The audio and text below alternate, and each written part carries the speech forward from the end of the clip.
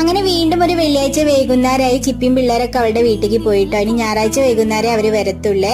വൈകുന്നേരം ആയപ്പോ യാമിക്ക് കളിക്കാൻ ആരും ഇല്ലാത്തതുകൊണ്ട് തന്നെ അവൾ എന്നെയും കൂട്ടി റോട്ടിൽ സൈക്കിൾ ഓട്ടാൻ വേണ്ടി വന്നതാട്ടോ. അപ്പൊ പതിവ് പോലെ നമ്മള് മൾബറി പറിക്കുന്ന മരത്തിൽ നിറയെ കായകൾ ഉണ്ടായിട്ടുണ്ടായിരുന്നു. അപ്പൊ അച്ഛൻ കുഞ്ഞൊന്നും ഇല്ലാത്തതുകൊണ്ട് തന്നെ കിട്ടിയ കായകളൊക്കെ യാമി വയറ് നിറച്ച് തിന്നുകയും ചെയ്തു കേട്ടോ.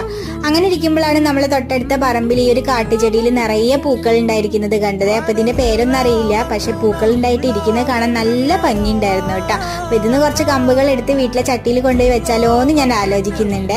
അപ്പൊ ആ കാഴ്ചയൊക്കെ കണ്ട് നമ്മൾ നേരെ പോയത് അമ്മായിന്റെ വീട്ടിലേക്ക്. അവിടെ പോയിരുന്ന് കുറച്ച് വർത്താനൊക്കെ പറഞ്ഞ് തിരിച്ചു പോരും വഴി ഞാൻ ഈ ഒരു ചെടി പറിച്ചിട്ടാട്ടോ വന്നത്. അപ്പൊ വീട്ടിലെത്തിയ ഉടനെ തന്നെ ഇതിന്റെ കട്ടിങ്സ് എടുത്ത് ഞാൻ വെള്ളത്തിലിട്ട് വെക്കാന്ന് വിചാരിച്ചു കേട്ടോ. അപ്പൊ ഒരു 2 ആഴ്ച മുന്നേ ഞാൻ ഇതുപോലെ ഒരു മണി പ്ലാന്റ് വെള്ളത്തിലിട്ട് വെച്ചിട്ടുണ്ടായിരുന്നു ഈ കാണുന്നത്. അപ്പൊ അതിൽ നിറയെ വേരുകളും പുതിയ തളിരലൊക്കെ വന്നിട്ടുണ്ട്. അത് ഞാൻ ചട്ടിയിലേക്ക് മാറ്റി വെക്കുകയും ചെയ്തു. അമ്മായിന്റെ അടുത്ത് കിട്ടിയ ആ ഒരു ചെടി ഉണ്ടല്ലോ, അതിന്റെ കട്ടിങ്സ് വേര് വരാനായിട്ട് ഞാൻ വെള്ളത്തിൽ ഇറക്കി വെക്കുകയും ചെയ്തു കേട്ടോ.